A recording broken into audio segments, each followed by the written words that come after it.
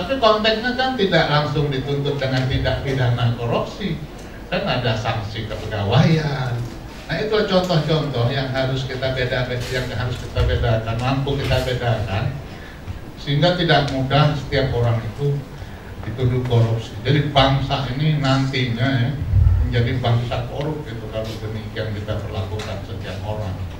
Nah, oleh karenanya ya, untuk itulah kita harus mampu memilah. Karena kasihan loh, kadang-kadang cap koruptor itu paling nggak enak.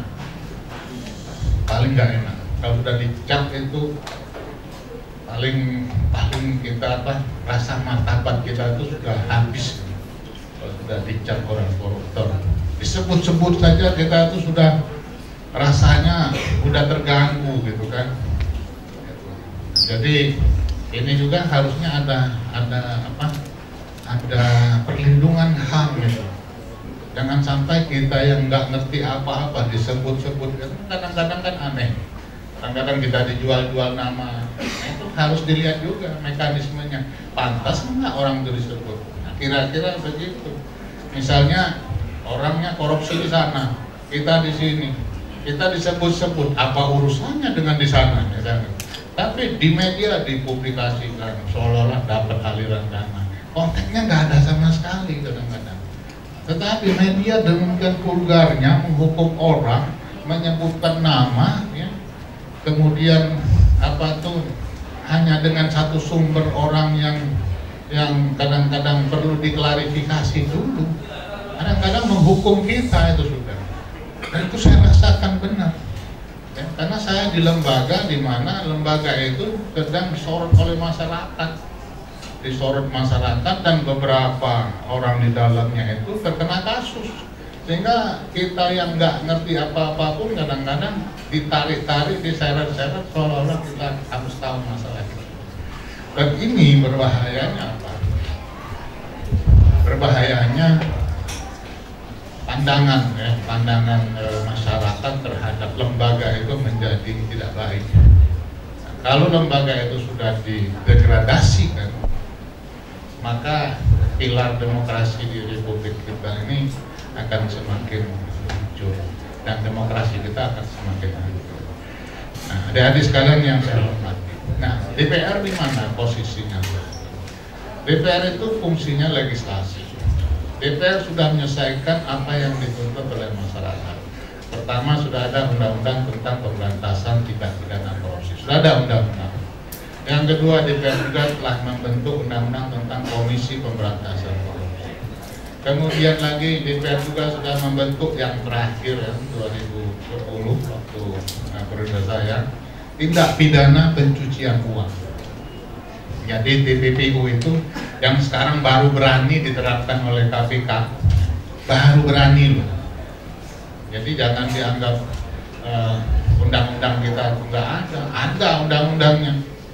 Undang-undang TPPU itu tindak pidana pencucian uang itu hukumannya besar dan itu hartanya bisa disita semua itu. Nah itu baru terakhir ini KPK berani menerapkan.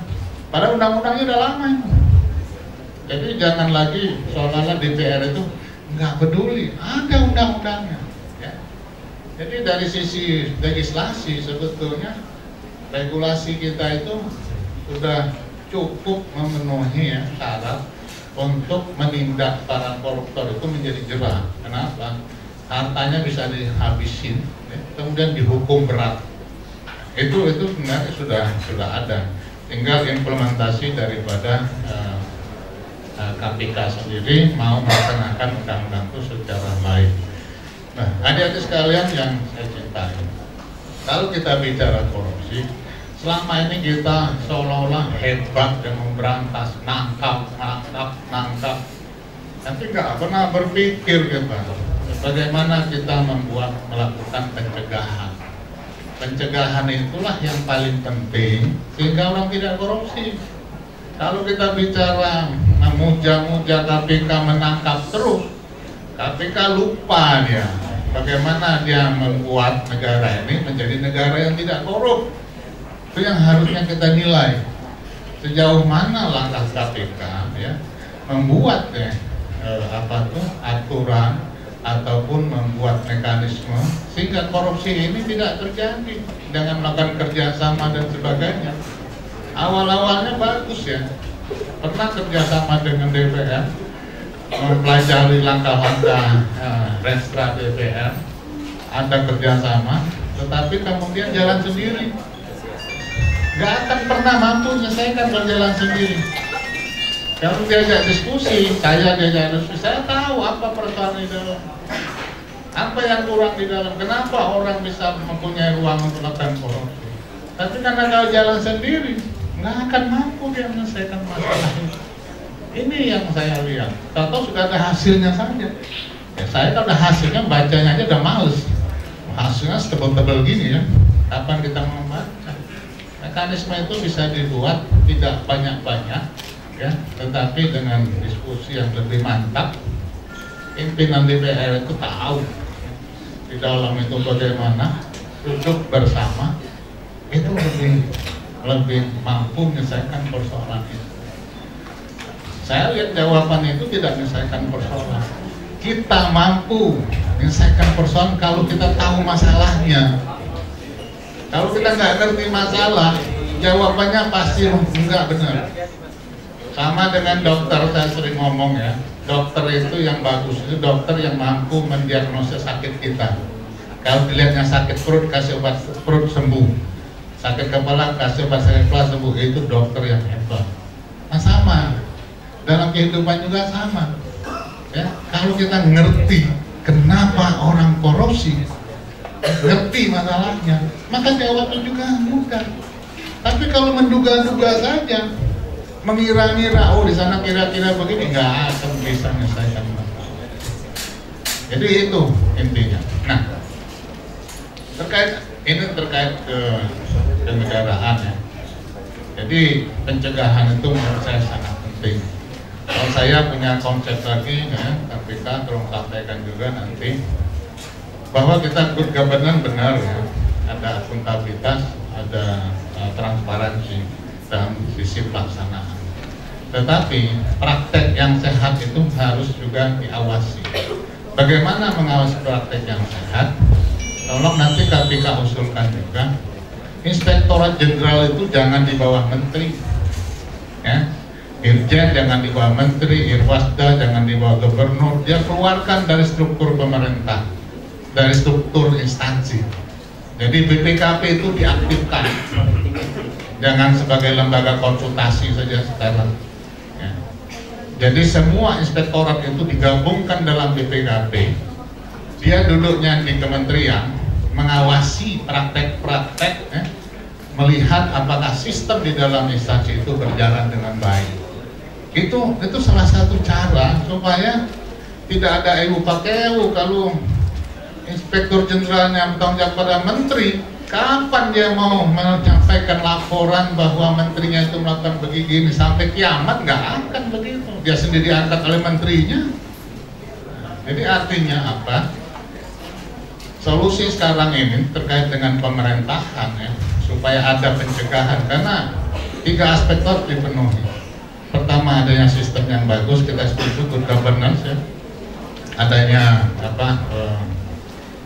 good governance itu akuntabilitas dan transparansi dalam setiap proses bagus ya. Jadi adanya sumber daya manusia yang bagus, ada sistem yang bagus, kita bentuk supaya ada good governance sana. Praktek yang sehat. Nah, praktek yang sehat itu ada pengawasan. Jadi built-in control itu tiga aspek dipenuhi ya. Adanya sistem yang bagus, SDM yang memenuhi syarat, praktek yang sehat. Itu 3 hal. Harus adanya built-in control itu di sana.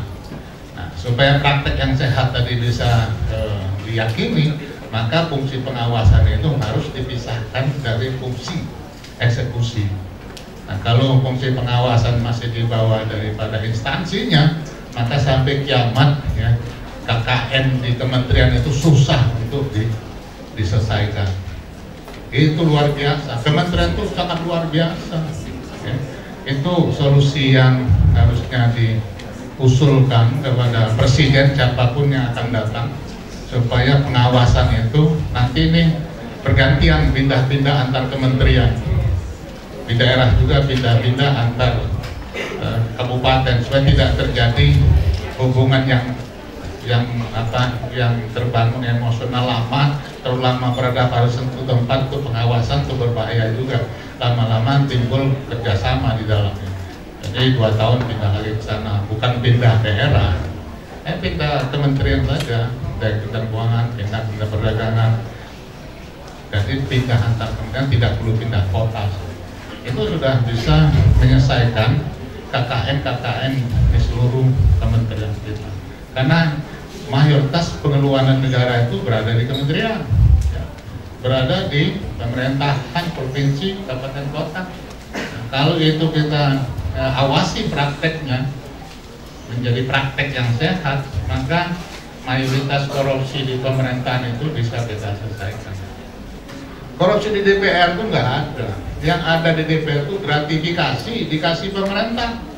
Makanya saya bilang, berani nggak pemerintah nggak ngasih orang DPR? Saya tantang menterinya.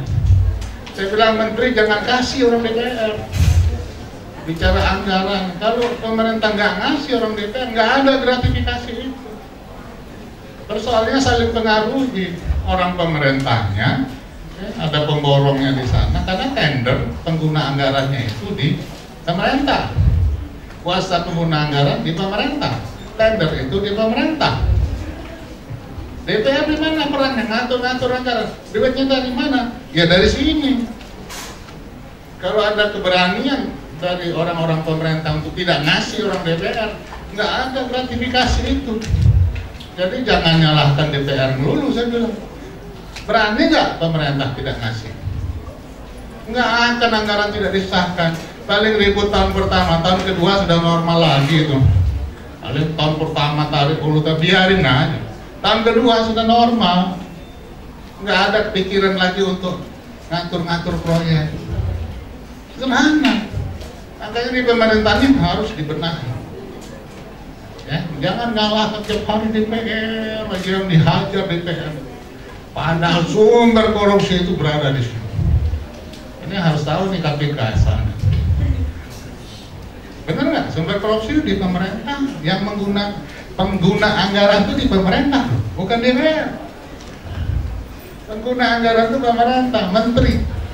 Kuasa penggunaan itu di eselon 1-nya. Yang panitia tender itu di bawahnya. Nah, duit ini karena tender diatur, duit ini dikasihkan ke DPR. Itulah gratifikasinya. Yang Kemenpora itu, yang ngatur-ngatur adikarya apa itu. Ya karena adikarya tendernya yang KKN di sana. Duit itu dikasihkan ke DPR. Coba nggak dikasih, nggak akan ada korupsi di DPR. Jadi itu saya sampaikan. Hei pemerintah, jangan kasih orang DPR, saya bilang. Tapi tetap aja DPR yang dihajar oleh presiden. Ini yang harus diketahui, masalahnya harus tahu. Kalau kita lihat ujungnya DPR korupsi, dari mana DPR korupsi? Pengguna anggaran enggak, ya kan? Buat tender juga enggak. Apa DPR korupsi? Itu, jadi mesti tahu. Makanya saya bilang, kalau soal negara ini gampang. Nah, yang susah ini anak-anak muda ini nanti jadi orang nggak korupsi, ini yang susah ini. Itu kenapa? Yang korupsi dulu anak-anak muda yang dulu teriak-teriak juga. Iya, dulu teriak-teriak masuk pemerintahan lupa dia teriakannya. Nah ini yang jadi masalah ini. Bagaimana anak-anak yang teriak-teriak simak-simak ini tetap simak nanti. Itu yang penting. Jangan waktu mahasiswa simak di sana dia sibuk jadi dia. Itu. Ini yang ingin saya tekankan. Kalau soal pemerintahan gampang, asal mau. Yang jadi masalah ini anak-anak kita ini ke depan ini. Upaya pikirannya itu tidak berpikir. Tadi ditanya pelajaran Pancasila apa? Pancasila bagus. Laksanakan aja sila 1 lah. Tuhanan yang Maha Esa, percaya dengan Tuhan, mau mati kita, ya, hidup ini sementara, kekayaan itu titipan, kekayaan itu diminta tanggung jawab oleh Tuhan. Udah takut itu orang korupsi, Pak. Setiap uang yang didapat tuh diminta tanggung jawab oleh Tuhan nanti. Makanya saya bilang paling enak jadi ustaz. Karena begitu dia nanti dikubur ditanya ustadznya, itu kayaknya dari mana? Kayaknya dari Pak Marjuki kata. Nah, lalu kopiahnya dari mana? Pak Nanan kata. Saya dikejar, Pak Marjuki, kayaknya kamu kasih ke ustadz dari mana kamu kata. Nah, susah kita. Ya ustadznya gampang. Dia begitu katanya dari si A, selesai urusan. Kita yang memberi itu ditanya, kamu belikannya dari mana uangnya? Dari kejar. Kalau kita menjalankan agama kita dengan baik, pendidikan agama kita baik, lingkungan keluarga kita baik, saya yakin korupsi itu nggak akan jalan. Karena agama itu jelas kok mengajarkan akhlak yang bagus. Ya. Kita nih di dunia ini sebentar, bisa aja sekarang ketemu, bentar lagi yang keluar ada yang ketabrak truk, selesai. Ya insya Allah enggak lah, ya. Bukan mendoakan. Ini saya kasih tahu usia kita nih nggak tahu kita. Tua muda ibarat buah kelapa. Kadang-kadang yang muda pun bisa jatuh, yang tua sekalipun nggak jatuh-jatuh kadang-kadang. Ada orang umur 80 nggak meninggal-meninggal. Ada yang baru lahir meninggal. Jadi jangan dikira umur ya. Jadi nggak usah bicara banyak. Kalau bicara korupsi, bicara sila pertama saja dari Pancasila, ketuhanan yang Maha Esa. Gimana kita ya, kita paham tentang agama kita melaksanakan agama kita dan baik. Selesai urusan dunia ini. Nggak akan ada orang korupsi. Ya betul nggak, Ustazah? Betul ya. Jadi itu ada ya. Jadi pendidikan orang tua itu penting, ya. Lingkungan keluarga itu sangat penting, luar biasa ya. Ya saya itu yang diajarkan orang tua, martabat. Makanya saya bilang Indonesia bermartabat. Ya, jaga martabat kita. Sekali tangan kita ke bawah, kita menjadi orang tidak bermartabat. Makanya saya prihatin kalau anak-anak muda udah sekali tangannya ke bawah, tantar minta. Saya dulu kuliah di Universitas Indonesia tahun pertama, nggak punya uang, saya nggak tangan ke bawah, saya berhenti, saya cari kerja, gitu. Tidak dengan minta kanan kiri, enggak. Martabat kita jaga untuk tangan kita tidak ke bawah. Dan itu terjaga setelah kita kerja, nggak akan kita minta sama orang lain. Nggak akan kita minta kepada pemborong, kontraktor, supplier, siapapun, nggak akan kita minta. Tangan kita biasakan untuk memberi, sodakoh. Itu yang diajarkan oleh agama. Ya, jadi kebiasaan itu ya harus dibangun dari sekarang. Jangan sebentar-bentar buat proposal, Betul ini saya sampaikan adik-adik mahasiswa. Jalan gampang, lama-lama kebiasaan mahasiswa proposal dia. Sarjana proposal. Akhirnya jadi sarjana proposal. Ini sehari-hari yang saya alami. Enggak dikasih, mahasiswanya mulai cari-cari salah nanti. Nah, tunggu katanya. Ada satu terakhir, saya ajak tempur aja. Silakan aja bongkar kalau saya ada korupsi sudah nggak takut. Dulu pernah tak bantu, mau demo Anas, apa urusannya mau demo Anas dengan saya? Minta bantu dana mau demo Anas, orang yang kacau orang. Itu mahasiswa itu. Saya nggak ada urusan mau demo, saya nggak pernah mau bayar orang demo. Ngapain ngurus di demo? Nah, sekarang mau demo saya, demo aja di KPK. Saya bilang nggak ada masalah.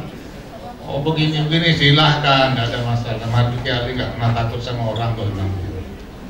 Akhirnya nggak jadi dia. Lawan aja, nggak ada masalah. Ya. Jadi bagi kita punya sikap yang jelas ya terhadap itu, nggak perlu takut. Makanya saya kemana-mana mau di demo datang aja. Nggak perlu takut kita yang penting kita pada jalan yang benar. Nah, adik-adik sekalian yang saya hormati, kalau DPR ini sudah berusaha keras. Saya sendiri sebagai presiden SIPEC ya, Southeast Asian Parliamentarians Against Corruption, itu untuk kawasan Asia Tenggara 2012, 2014 ya. itu bagian daripada global GOPEC, Global Organization Parliamentarian Against Corruption. Jadi DPR tuh juga ingin ya di tingkat regional, nasional juga menunjukkan bahwa kita punya komitmen untuk ikut memberantas korupsi. Nah, bahwa ada orang-orang di dalamnya yang korupsi itu adalah tanggung jawab masing-masing. Bahwa kelembagaannya itu bukan lembaga yang korup, orangnya yang korup. Bahwa disebut polisi korup, enggak. Oknumnya itu, kepolisian itu lembaga, kejaksaan lembaga.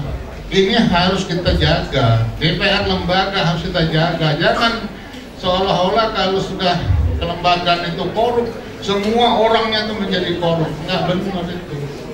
Di DPR itu ada yang hafal Quran, ada ustadz, ada orang baik banyak, ada mantan guru, ada mantan TNI, ada macam-macam di dalam.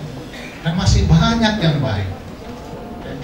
Jadi ada 1-2 orang dan dibanggar aja, dibanggar, dan itu juga nggak semuanya. Dari 80 orang itu nggak semuanya juga, gitu kan?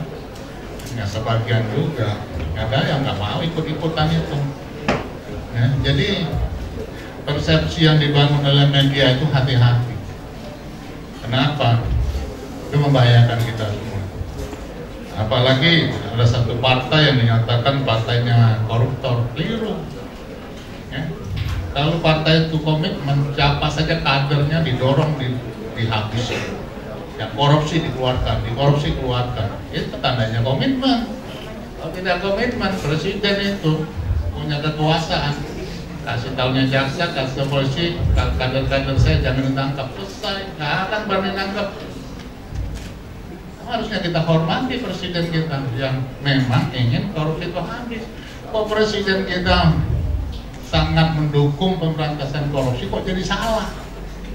Nanti presiden berikutnya kalau ini kejadian, dia akan belain para koruptor, nggak ada lagi yang ketangkep.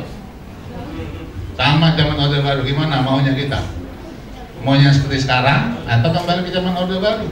Presidennya membela para menterinya, membela para gubernurnya, nggak akan ada yang ketangkep.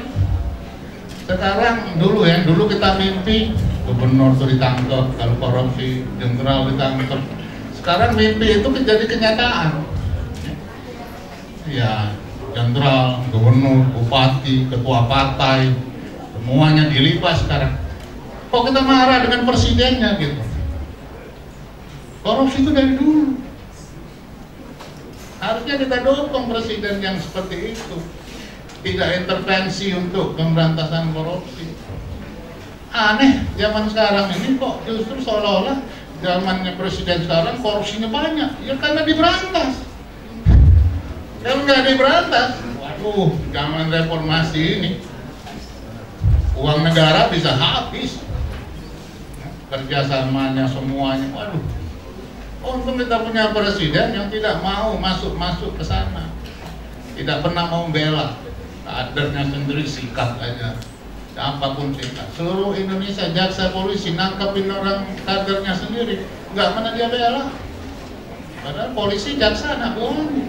Kalau dia tidak anti korupsi, pasti dia ngomong kepada Kapolri. Hanya aja Pak Nanan, presiden pernah nggak mesen Pak Nanan jangan tangkepin, nggak pernah saya yakin. Pasti Kapolri juga saya tanya, jaksa agung ditanya, nggak pernah pesan-pesan seperti itu. Kok salah gitu? Jadi dunia ini aneh kadang-kadang. Kita ingin bersih, kok jadi presiden salah. Dengan kondisi gini, nanti presiden yang akan datang pasti akan bela koruptor. Itu pasti jadi. Kadernya tidak akan ketangkep. Siapapun jadi presiden yang akan datang. Karena kejadian ini memperburuk citra presiden. Padahal presidennya ingin kita bersih.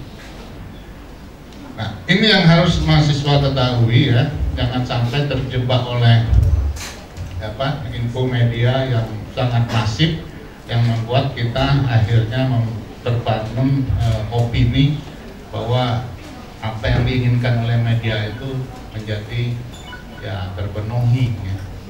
Ini yang harus kita pahami semua. Adik-adik semua yang saya cintai, saya kira itu saja. Yang penting ya bagus simak. Tapi jangan jadi sumuk nanti. Jadi yang muda-muda sekarang yang korupsi itu mahasiswa semua, aktivis juga, dulu teriak-teriak juga sama, banyak itu.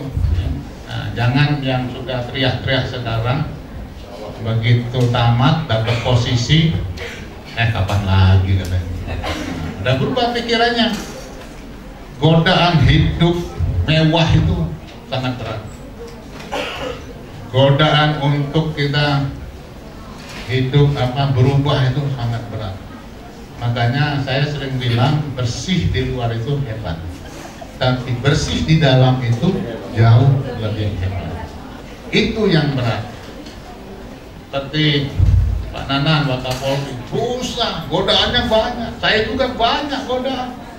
Kalau di luar enak teriak-teriak, hebat orang luar itu bersih, tapi bersih di dalam itu jauh lebih hebat. Ini yang harusnya dihargai ya, pejabat-pejabat yang tetap mempertahankan. Saya kira ini saja yang dapat saya sampaikan. Terima kasih.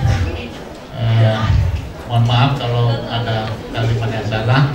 Saya sengaja ngomong yang faktual saja supaya kita memahami situasi kita pada saat ini. Tidak usah banyak teori, ya. Terlalu banyak teori, korupsi tambah banyak nantinya, ya.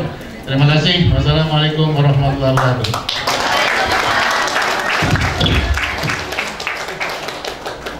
Selanjutnya adalah pemberian cindera mata yang akan diberikan kepada Bapak Dr. Haji Marzuki Ali dan dimohon kesediaannya kepada Bapak Dr. Hasim A. Abdullah FM selaku perwakilan dari Setiami untuk memberikan cindera mata.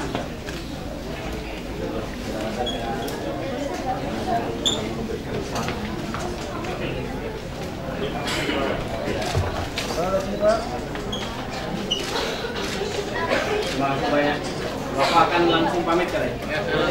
Selanjutnya pemberian cindera mata kepada Bapak Dr. Haji Marzuki Ali selaku Ketua Dewan Perwakilan Rakyat Republik Indonesia yang diserahkan kepada pendiri Setiami Saudara. Bukan, patungan ini, patungan. Serius ini patungan ini. Oke.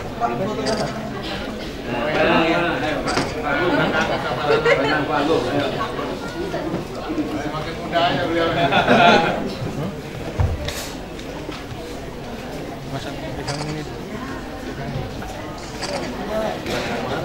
Ini yang mana ini? Banyak banget.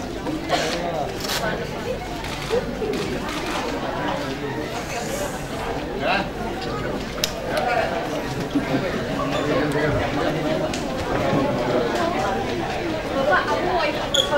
Sana. Boleh.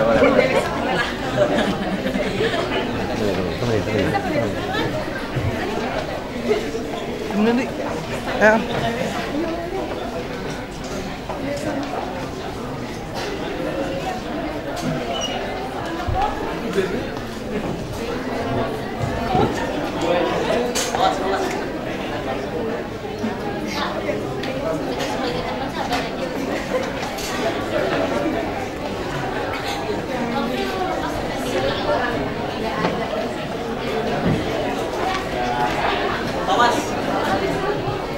Pak Ruhut sudah mana?